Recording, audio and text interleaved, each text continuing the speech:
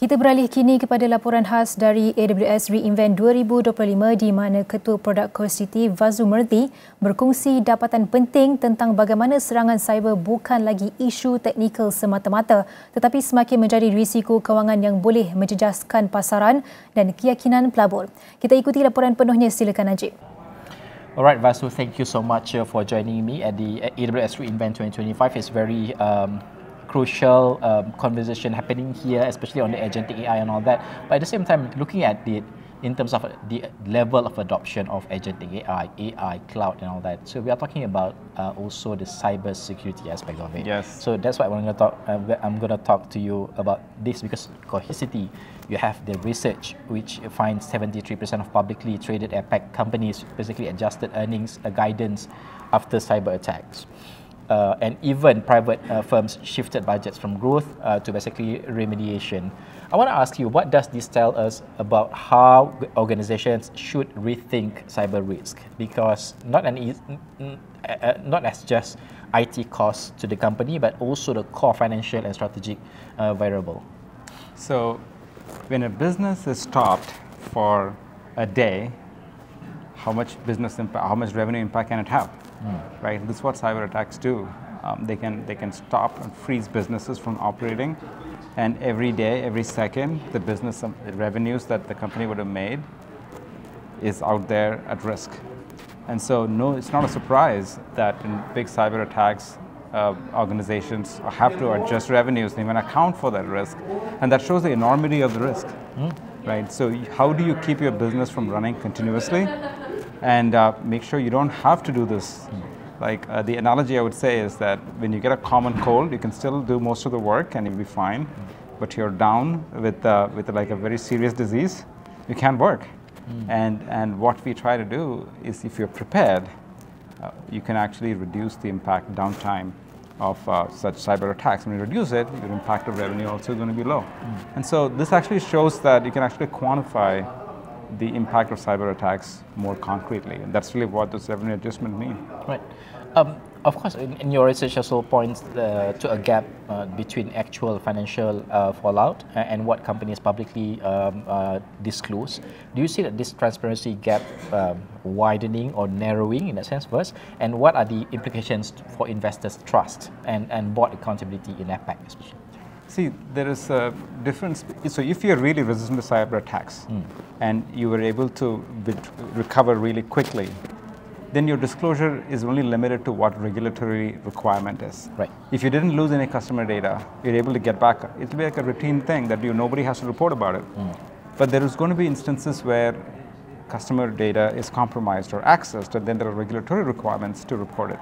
And so that will then sharpen the focus on those companies that are not able to secure the data that well from the companies that are able to bounce back. And so, yes, I think regulations are ones that are going to enforce transparency.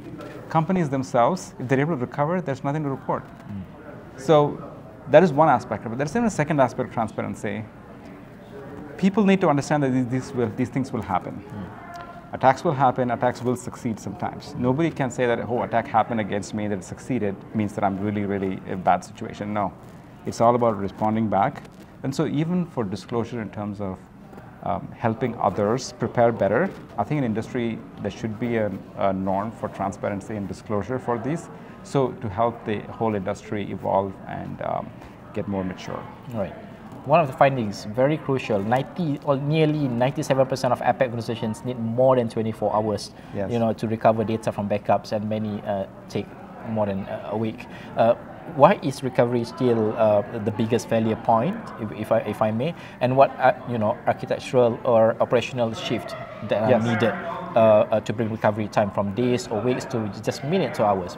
If there is one thing we have learned from customers, is practicing. Right. So nobody says APAC companies recover from disaster any slower than anywhere else in the world. Right. Because disaster recovery is practiced. Yeah. People know when a data center goes down, they can go recover because they practice it. Yeah. But practicing cyber recovery has not become a norm. And also the tools for such practice are also difficult. And today it's also expensive to do all those practices for cyber recovery, and that's where we've been working very hard to provide products to make it easier and more cost effective in order to practice cyber recovery. And so that is one thing. If every organization were able to practice cyber recovery, they will be able to recover faster.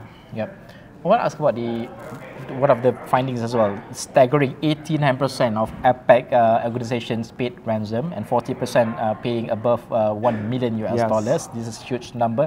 What does this tell us about the current resilience gaps? How must organizations, firstly, redesign their data infrastructure, and also so ransom payment becomes the exception, not just a norm? Yeah, so it's a very, very fundamental question. And if you drill down into why companies pay the ransomware, it is because of two reasons. One, they are not sure if they can recover themselves quickly. Number two, they don't know if the customer data has been stolen. And ransomware, as the name sounds, like they're holding up for ransom, and they'll say, I have your customer data. But are you sure they have your customer data? Even if they do not have the customer data, they can still hold you for ransom. And if you do not know, if you don't have the confidence of knowing what they could be stolen, then you end up paying. That's really the gap. What is the opposite case?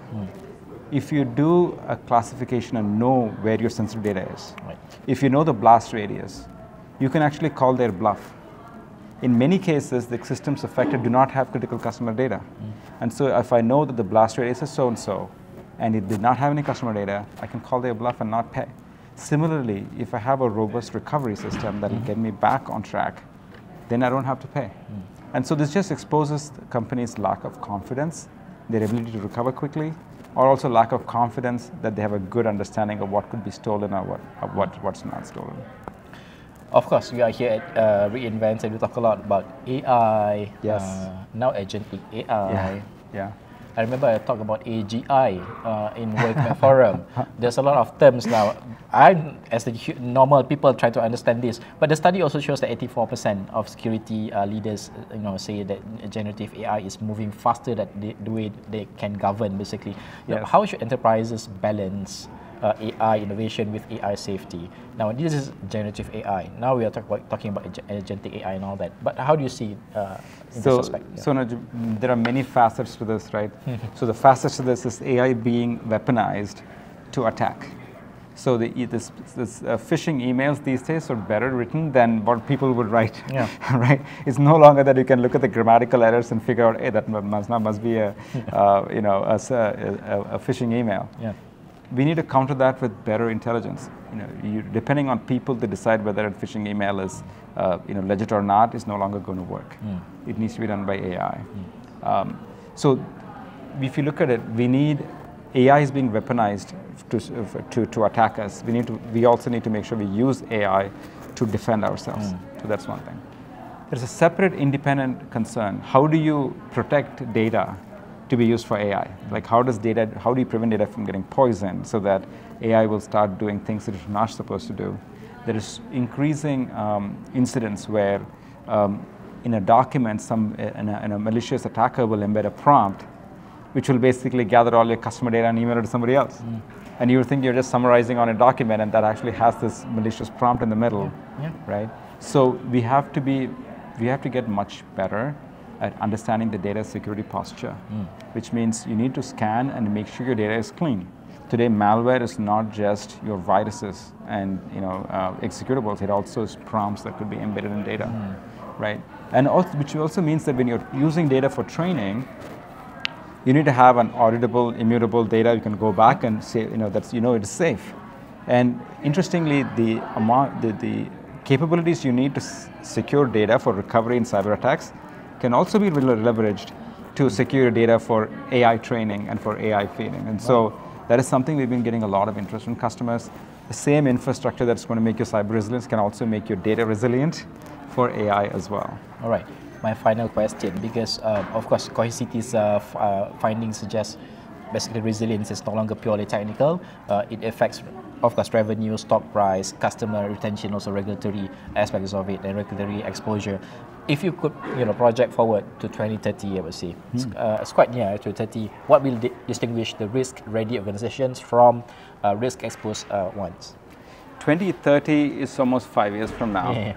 And if customers are not risk aware, with all the increase in attacks that are happening, it'd be hard for companies to exist if they are not prepared, right? It's a what do you call survival necessity for us to get better educated on security and to be able to secure. And there is going to be a maturity curve. So not all customer companies are going to be like as best as they could be, but the fundamental need for security, if they don't made, for example, like we have called 5 steps to cyber resilience. First, protect data. Second, make sure it's always recoverable, which means that you have a copy of the data somewhere nobody can get to.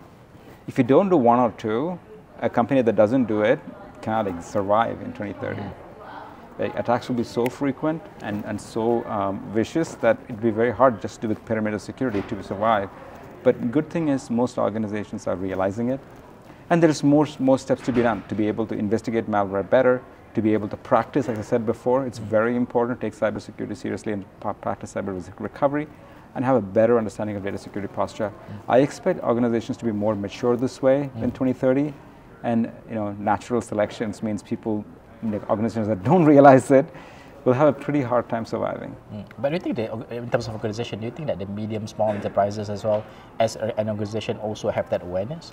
They will have to. The good thing is there are many service providers around the world who are deploying and providing services. And so, a small business, I've worked with many small businesses and they're getting attacked every day as well. Yeah. But I think you'll see a whole maturity in services available for those companies. So it's not necessary that to be really cyber resilient that somebody has to do it all themselves. There are very reliable service providers that use our technology and very good technology to deliver that and make it affordable for smaller businesses as well. But awareness, now you can tell me like how many small businesses don't back up all their data? There's probably very less. People do back up. But about the next level of maturity and be really resilient, there will be, if they hire the right service providers, they should be able to leverage. All right. Vasu, thank you so much for joining me at the AWS reInvent 2025. I really appreciate it. Thank you so much. Thank you very much. It's a pleasure. Thanks for having me. Okay.